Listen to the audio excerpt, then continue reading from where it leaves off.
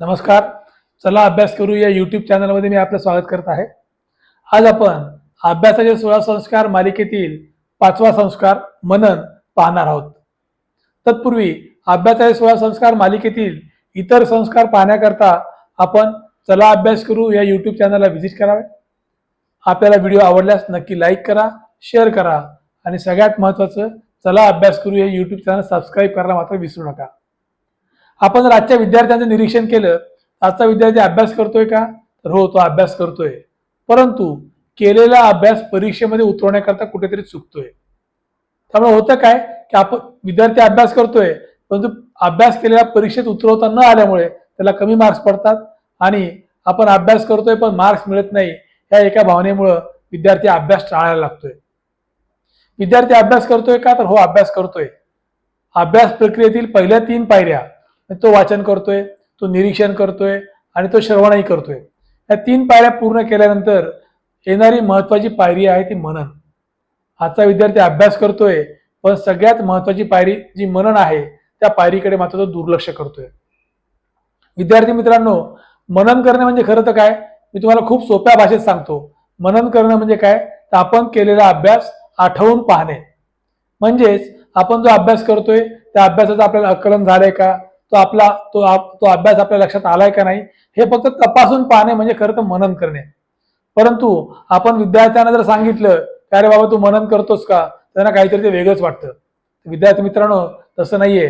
तुम्ही जो काही अभ्यास करताय, तुम्ही जे काही वाचताय, तुम्ही जे काही निरीक्षण करताय, तुम्ही जे काही ऐकताय, ह्या सगळ्या गोष्टी आठवून बघा.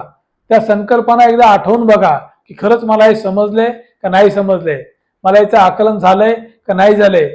एवढी सोपी प्रक्रिया ही मननाची आहे, परंतु ही प्रक्रिया खूप महत्वाची आहे.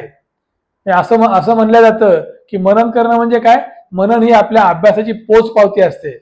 म्हणजेच काय, आपण जो अभ्यास करतोय तो आपल्याला आकलन झालाय नाही झालाय हे आपल्याला मनन केल्याशिवाय कळत नसतं. त्यामुळे विद्यार्थी मित्रांनो, तुम्ही जो काही अभ्यास करताय त्या अभ्यासाचं मनन करणं गरजेचं आहे. ह्या मनन करण्याकरता तुम्हाला वेगळ्या वेळ द्यायची गरज नाही. खरं तर तुम्ही शाळेत जाताय, स्कूल बसमध्ये बसलेला असतात, तुम्ही तुमचा जो काही प्रवास करत असताल त्या प्रवासाच्या काळामध्ये तुम्ही आज जो काही दिवसभर अभ्यास केलेला आहे तो आठवून पाहू शकतात. तुम्हाला तो अभ्यास जर आठवला, तुम्हाला ती संकल्पना जर आठवली तर काही प्रॉब्लेम नाहीये. परंतु ते तुम्हाला जर आठवलं नाही तर तुम्हाला घरी येऊन परत अभ्यास करणं गरजेचं आहे. किंवा तुम्ही अजून एक काम करू शकता. दिवसभरात तुम्ही जो काही अभ्यास करताय तर रात्री झोपायच्या आधी एक अर्धा तास तुम्ही फक्त मनन करण्याकरता राखून ठेवा. तुम्ही जो काही अभ्यास केलाय तो घरी शांत वातावरणामध्ये आठवून बघा. तो अभ्यास जर तुम्हाला आठवला तर काही अडचण नाहीये, परंतु जर तुम्हाला शांत वातावरणामध्ये तुमच्या घरामध्ये तुम्ही जर केलेला अभ्यास तुम्हाला आठवला नाही तर विद्यार्थी मित्रांनो, तो अभ्यास तुम्हाला परीक्षेत सुद्धा आठवणार नाहीये. त्यामुळे केलेला अभ्यास आठवून पहा, मनन करून पहा. मनन करणं हे फक्त एकदाच करावं लागत नाही. मनन तुम्हाला बऱ्याच वेळा मनन करावं लागतं. बऱ्याच वेळा तो अभ्यास आठवून पाहावा लागतो, त्यावेळेस मननाची प्रक्रिया पूर्ण होत असते. त्यामुळे विद्यार्थी मित्रांनो, रवींद्रनाथ टागोर तर असं म्हणतात की कमी वाचा, जास्ती मनन करा, कमी बोला, जास्ती श्रवण करा. ह्या 2 बाबी हे आपल्याला बुद्धिमान बनवण्याचे उपाय आहेत. त्यामुळे तुम्हाला जर खरंच बुद्धिमान बनायचं असेल तर मनन करायला शिका. मनन करून स्वतःची बुद्धिमत्ता वाढवा आणि यशस्वी व्हा. धन्यवाद.